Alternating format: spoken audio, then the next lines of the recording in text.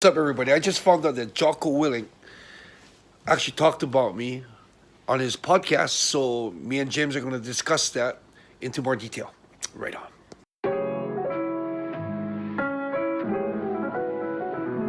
1978とある田舎町で生まれて移り住んだ新宿で育ちこの町で起きたこれまでの俺たちのここまでの生い立ちはほんのまた注目地試されたいちいち正してきた過ち騙し合いやからしないはスニッチの始まり放課後の登山所児童館にホームアローンそんな時間はほったらかして向かったとある場所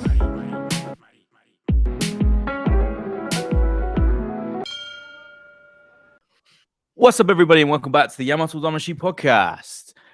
My name is James, and of course, I'm joined by MMA legend Enson Inoue. Enson, how you doing? How was your Christmas?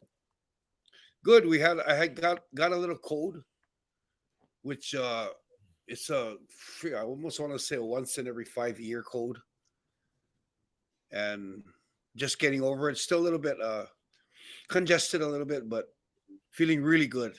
So all ready, good to go.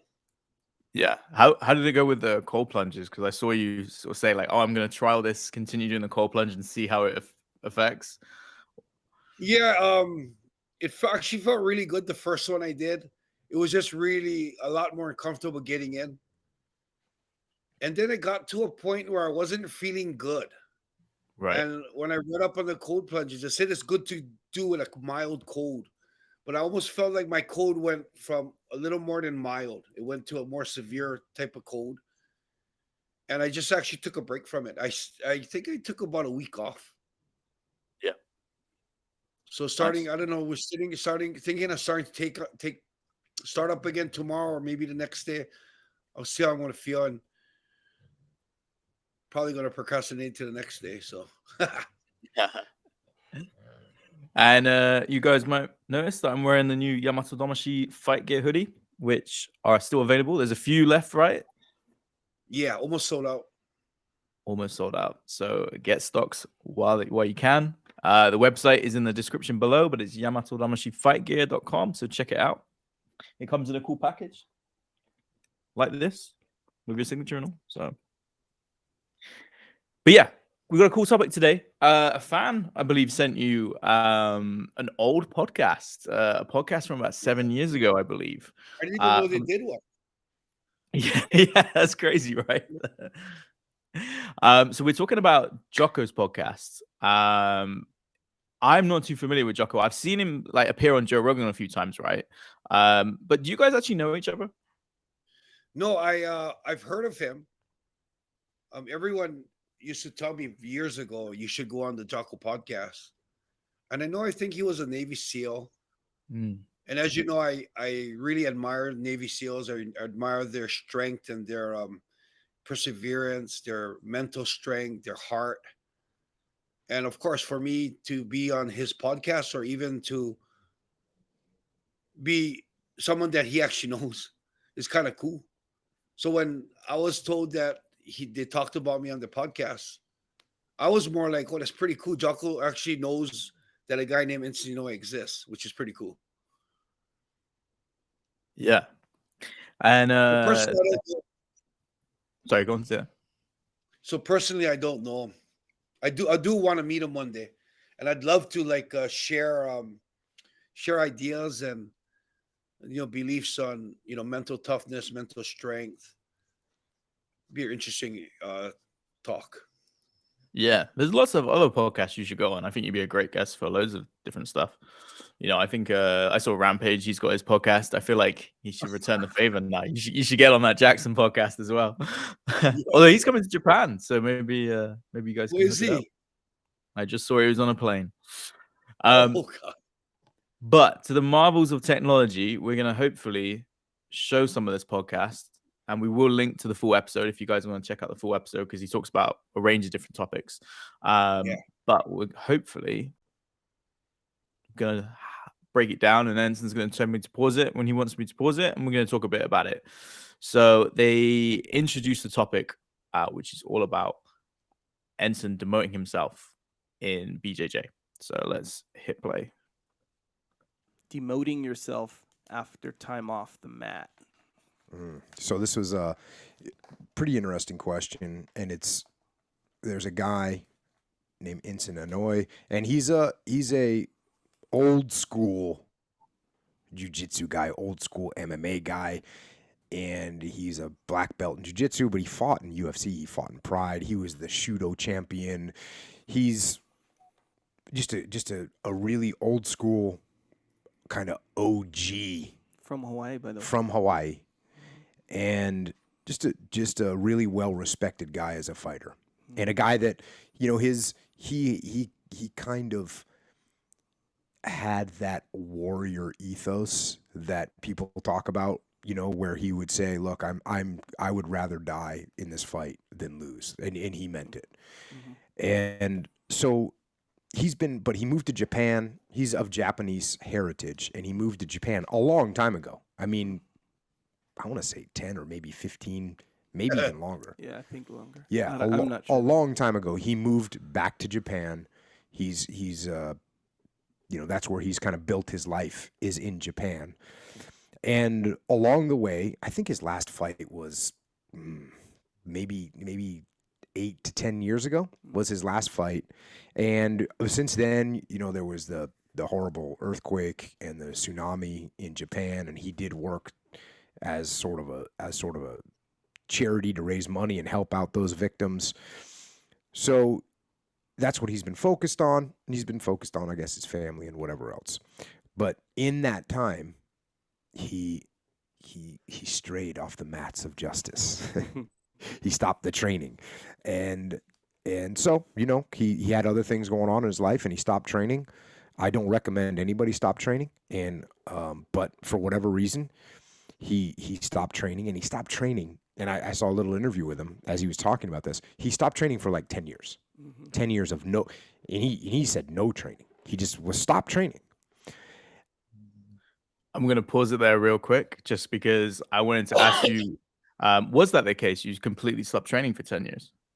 Yeah, it was. Wow.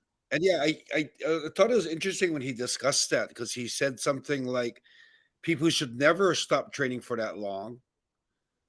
And I think he's right, 100% right. And that made me question myself, like, why did I stop training for that long? What happened? Because that was my whole life. Jiu-jitsu was my whole life. And for me to just stop training for that long, I mean, as much as I agree with him, I knew I had a reason. So I kind of looked into that reason. And I came to a conclusion that I think the base on why you train and why you're doing jiu-jitsu and why you're training on the mat is a big reason. The base and the reason why you're doing that is really important. Like, guys like him and guys like Joe Rogan, they train because they love jiu-jitsu and they want to progress in jiu-jitsu. For me, the reason why I got into mats was because I wanted to, my main reason to start was for self-defense. The second reason was because it was to better myself as an MMA fighter, to be the best MMA fighter I can be. And the reason why I believe that he is right, that I should have never stopped training, was I think I forgot my whole basis of training. The most important basis of me training was for self-defense. And self-defense until the day you die will never stop. And I'm even thinking now, like, even Sarah's a real good mitt holder. And I'm actually thinking I want to start hitting mitts again, because my body, I mentally can remember how to do everything. I can teach it, but when I do it and I watch myself on video, I have horrible technique, horrible form. I'm not extending my right cross as I should. I'm not torquing my shoulders enough. I'm not using the pivot in my hips. And I'm almost feel like I'm T-Rex punching like short arms only. And the big technique being wrong, when I have to defend myself in the street, it's not going to be a proper self-defense. So yeah, for that reason, yeah, I think I really totally, I don't know, maybe because I fell out of that getting into street fights. I feel like I've was able to control my emotions to avoid street fights. So for some reason, that wasn't as important to me anymore. And the second reason was to become the best MMA fighter I can be. And I was done and retired. So I didn't feel I needed that anymore. And, with all that, those reasons, another big reason was I was just burnt out. I mean, think for 19 years of your life, that's your whole life training 3 times a day. You get tired of it. You get tired of having to be part of, training being a big part of your life every single day, every single 3 times a day for over a decade of your life. That gets really overwhelming. So yeah, I agree. I should never stop training like I did, but I think I did have applicable reason. I did get burnt out. I did feel like one of the biggest reasons why I was training so consistently was not there anymore. But I did lose sight of the fact that to the day I die, I'm going to have to defend myself in the streets. Let me carry on. And now, because he's a jiu-jitsu guy, eventually jiu-jitsu gets back in your brain, and he started getting back on the mats. And when he got back on the mats, he felt that he didn't deserve to be a black belt anymore. And it wasn't just because his timing was off or he was out of condition. He felt like jiu-jitsu had changed. And he's right. In the last 10 years, jiu-jitsu has changed a lot. And you know what? Yesterday, jiu-jitsu changed a lot. And the day before, jiu-jitsu changes every day. Every day it changes. I'm shocked. I'm presuming you agree with that sentiment that every day jiu-jitsu changes?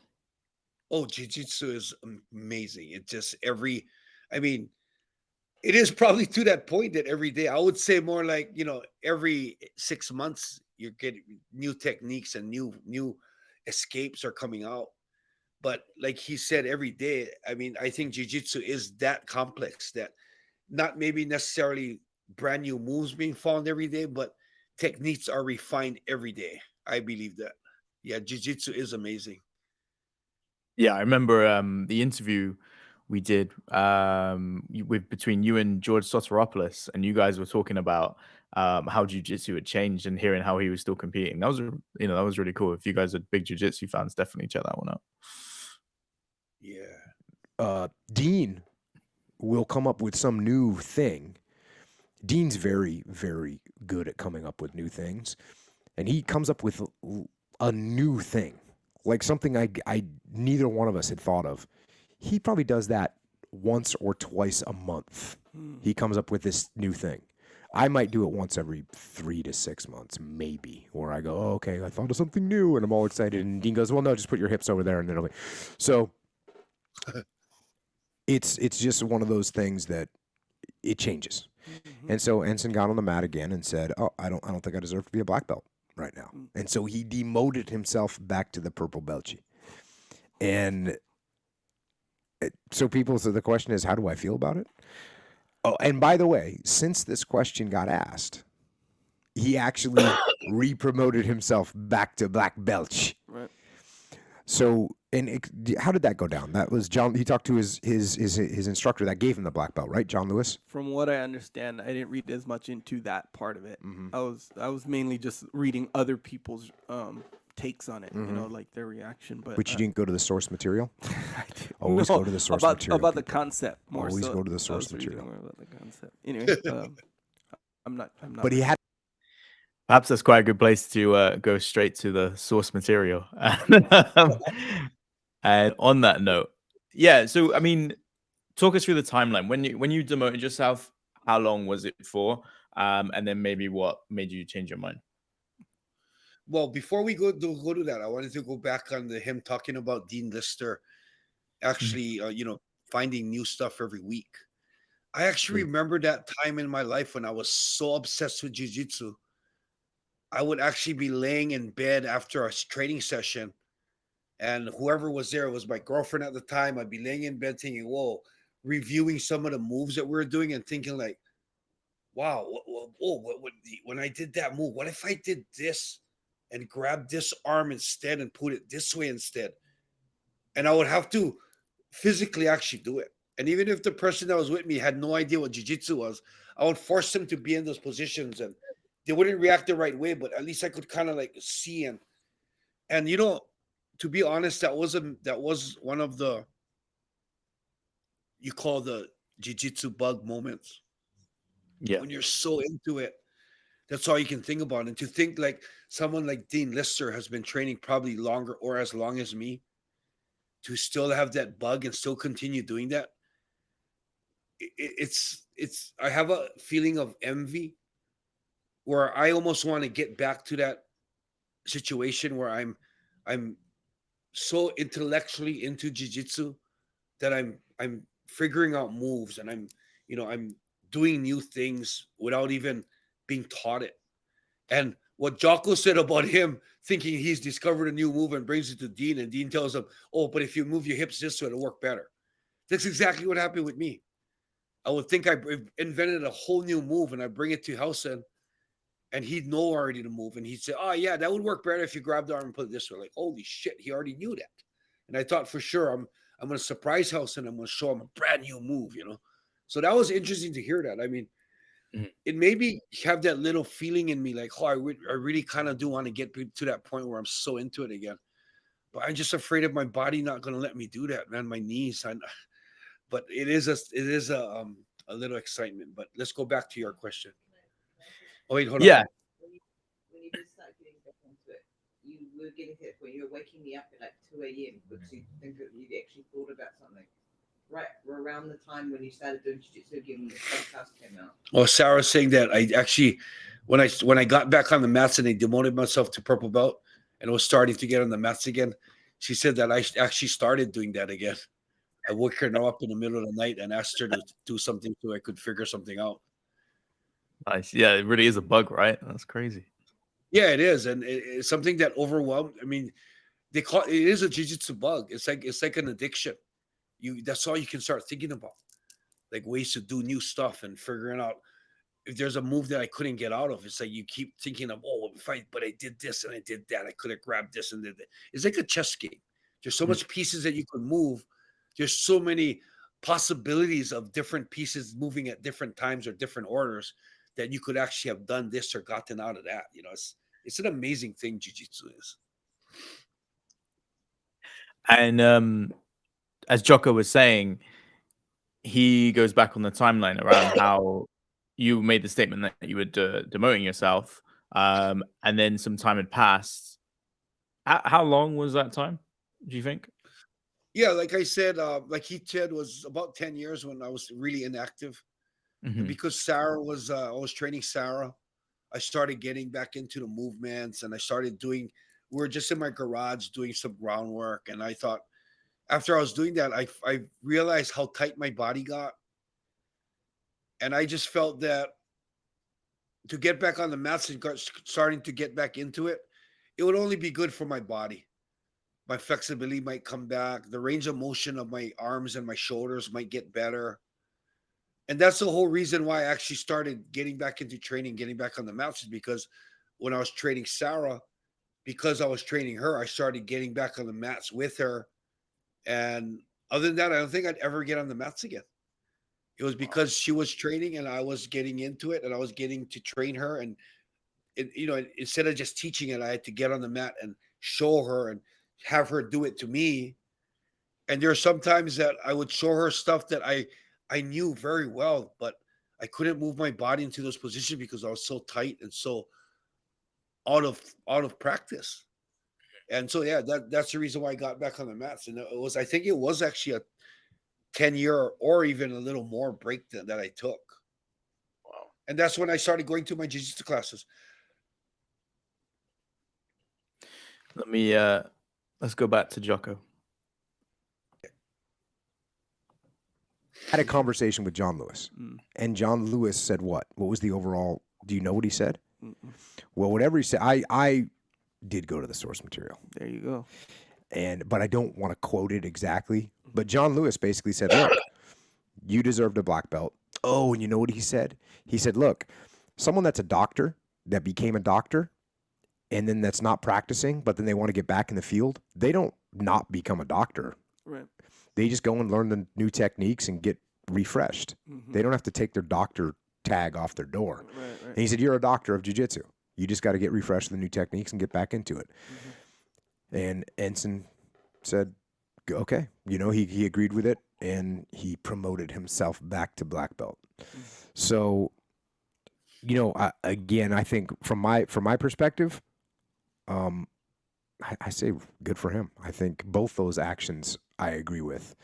I think it's actually pretty cool that he demoted himself and said, you know what, I haven't been in the game. I got out of the game, and I don't deserve to be a black belt right now. So I'm not gonna put it on. I'm disgracing the black belt. But I also see the mind flip of, hey, you know what? I fought and trained for a giant portion of my life, and I have innate knowledge that got me the black belt. And now I need to get back in the game, but I'm still a black belt.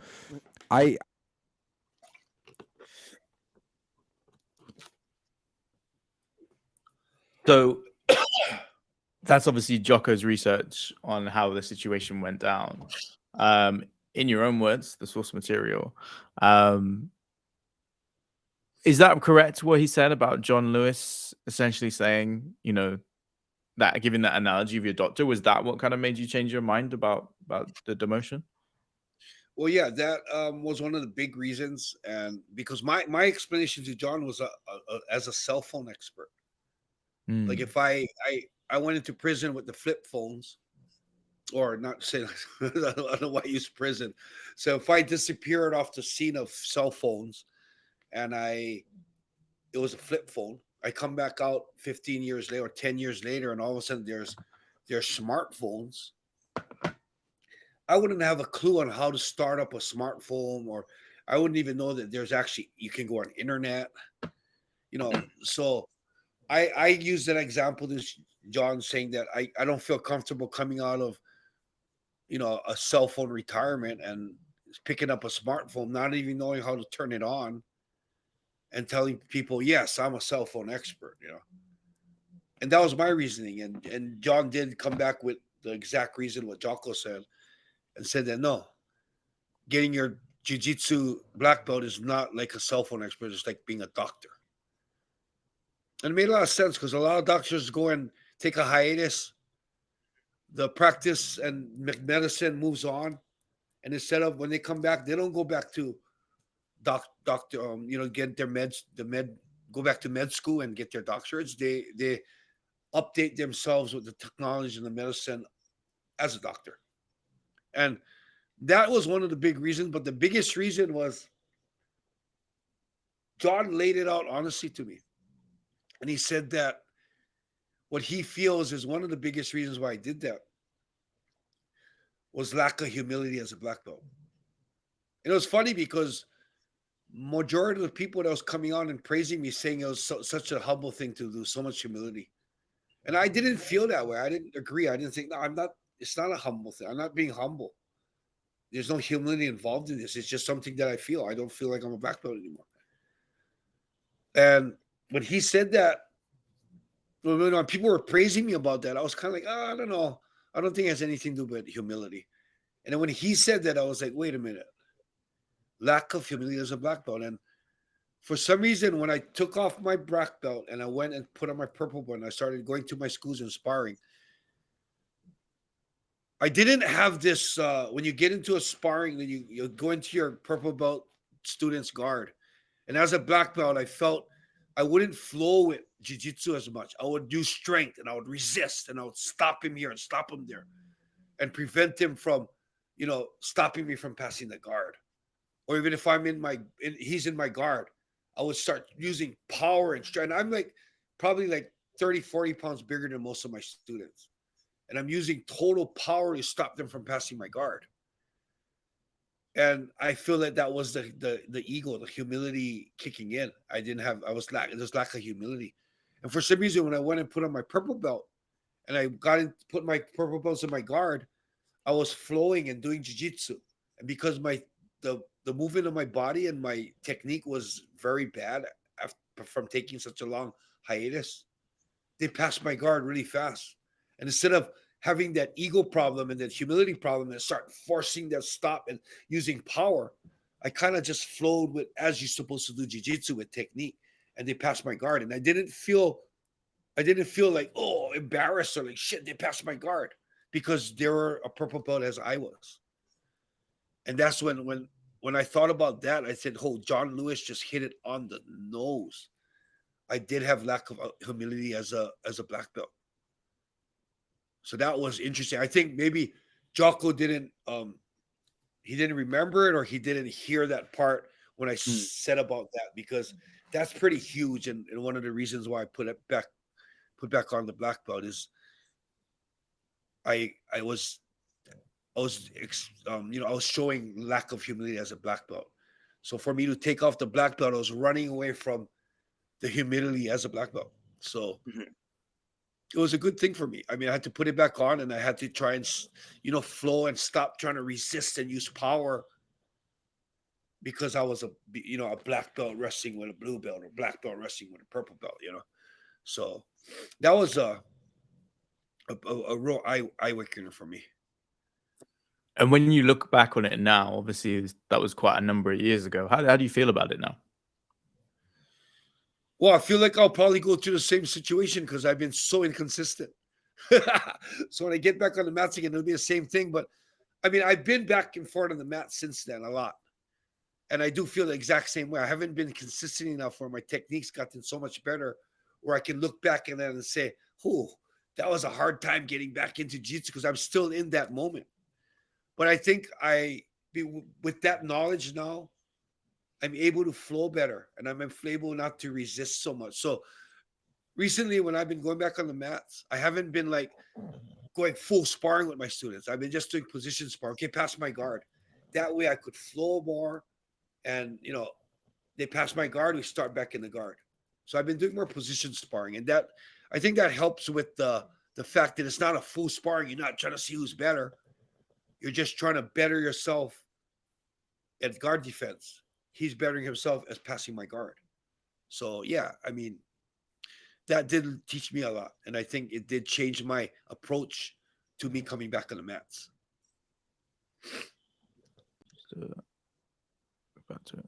I really respect Enson. I think he's a guy with a lot of heart and pride, and I respect his decision. I think it's pretty simple from my perspective. Yep. Yeah, it's one of those things where when you hear someone make a good point about one side of the whole deal, you're like, oh yeah, that's true. And then you see someone else making. When I saw it, I was like, dang, that is good. That is so humble, and he's really keeping it real. He's like, I'm not a black belt. I think I'm a purple belt. Here's where I am. And then Chris Haueter, who's he's one of the original OG guys, yeah. And bro, that guy is smart. He said essentially kind of the same thing as John Lewis. What did he say? It's kind of the same thing where jiu-jitsu changes. Jiu-jitsu be changing whether you're doing it or not. Yeah. And you earned it. You're the black belt. Your instructors, recognize you as a black belt. You are a black belt, regardless. And just because you jump back on the wave of jiu-jitsu and maybe weren't as good at surfing, you're still that black belt. You just gotta, like how you said, you just gotta get refreshed with all the new techniques if you want to, be up to speed. And he said it way more eloquently than that, obviously. But man, reading now, it's like, dang, he's right, man. But he did say that it's kind of like false humility, which I dig pretty much everything Chris Haueter has to say about jiu-jitsu, but I couldn't really get there as far as me feeling that it was false in any way. I don't think so either. Yeah, I didn't feel that. Whether or not I. Oh, that's funny. Check pause it right there. Yeah, I guess I could see what. Yeah, Chris Haueter was one of the OG guys that actually, they made it seem really nice, but Chris Haueter actually came out and said that false humility, and I was trying to gain attention by doing that. It was just a way of pulling attention to my name. And I know as a fact that wasn't. He's 100% wrong with that. He showed his lack of knowledge on actually what's happening, because it was not false humility at all. John Lewis hit on the nose. It was lack of humility as the black belt. So I did feel offended on the comment that Chris Haueter made, because it wasn't just an idea that he had. It was more, it seemed like he felt offended as an old school guy that's not really on the mats as often. I mean, I noticed that a lot of people who got offended were people who are not on the mats as often anymore because of their age or their body movements. And I almost felt like those people felt like it was a direct stab at saying that all you guys that are black belts got to stay on the mats. You guys got to stay on the mat. I never did say that, and I don't agree with that either. It just was just my personal journey, you know. So That's how you felt. yeah, Harder did kind of dish me for what I did. Have you spoken to him since, or? Who, Harder? No, I've never spoken to him before, and I've never spoken to him since. And I mean, if we talk, we talk, and if we don't talk, I'm not going to lose a minute of sleep about it. So, where he could come to that conclusion a little bit, but I don't agree with that piece of it. I don't, because to me it's actually, hey, look, guys, I don't think there's anything false about saying, hey, I am not good enough to be a black belt right now, so therefore I'm putting on. I think I'm about purple belt level. I know what it feels like to be a black belt, and I don't feel like one right now. Yeah, I agree 100%. Yeah, I mean, it does to me too. And so yeah, I think that's most of it anyway, right? Yeah. Yeah, that was most of it. Yeah. I think Jocko made some really good points, right? And he obviously did his research on you as well. When he gave give background about you, he was obviously either a fan of you from back in the day, or maybe he just heard what you said and then looked into you and became a fan. So you've always, I mean, it's not your first famous fan, but but I'm thinking that more than Jocko being a fan of mine, I'm thinking more because his way of thinking and his way of doing things are pretty similar to mine. I'm thinking a lot of people that he knew, or maybe guests that he's had on his podcast, have mentioned me. Yeah. Enough to where he's actually looked into it. So who is this guy they're talking about? So I mean, for me, I'm an MMA fighter that did the best that I could. Never did become like undisputed Floyd Mayweather or a amazing, devastating Mike Tyson. So I'm just one fighter that was at this pioneer time of MMA that fought his heart out, and I don't think that's any comparison to someone who's become a Navy SEAL. So for someone like Jocko to have respect for me and talk so good about me and know who I am is kind of pretty cool. Yeah, you guys definitely share the same sort of mentalities, probably on quite a lot of subjects. So I think it's common interests. But yeah, hopefully you guys can talk one day on a podcast. That'd be super cool, either on here or maybe on his or whatever. But yeah, hopefully one day you guys can meet. That'd be great. Before we get out of here, I'd be amiss to ask how preparation is going. We record this on the 29th. And so Tsuyoshi fights on the 31st. So big weigh-ins tomorrow. How's everything going? Good. Everything's really good. I think it's going to be a real good fight for Tsuyoshi. I don't think his opponent is at the level that he's at. I think as far as comparing two fighters and trying to recognize who has more dangerous tools to end the fight, I think Tsuyoshi has 3 times more tools to end the fight. Experience, Tsuyoshi head over heels on experience. Ueda Mikio is really fast, so he is a really fast heavyweight, but so is Tsuyoshi. And power-wise, I think Tsuyoshi totally head over heels has way more power than Ueda Mikio. Ground-wise, takedown-wise, Tsuyoshi above the level. So I think this fight will be, a really good fight for Tsuyoshi to show he's a real good MMA fighter. So again, like what he did in Rocky's fight, showing he's an MMA fighter, this is another fight to show different types of his MMA skills. And he's ready, 100% ready. Awesome. He didn't get your cold then. Yeah. Yeah, I can't wait to watch it. I'm looking forward to the whole card. It should be a good show. Yeah, there's a lot of good fights, man. So, I mean, tune in, everyone, tune in. I Yeah. think Rising's also broadcasting internationally now, yeah, and pay per Yeah, view. it's So, on Fight TV.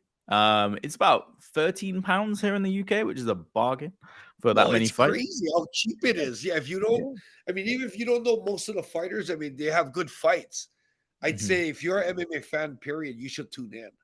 It's so Yeah. cheap. Run it in the Oh, back while you talk to your friends or whatever, but it's great fights to be up there.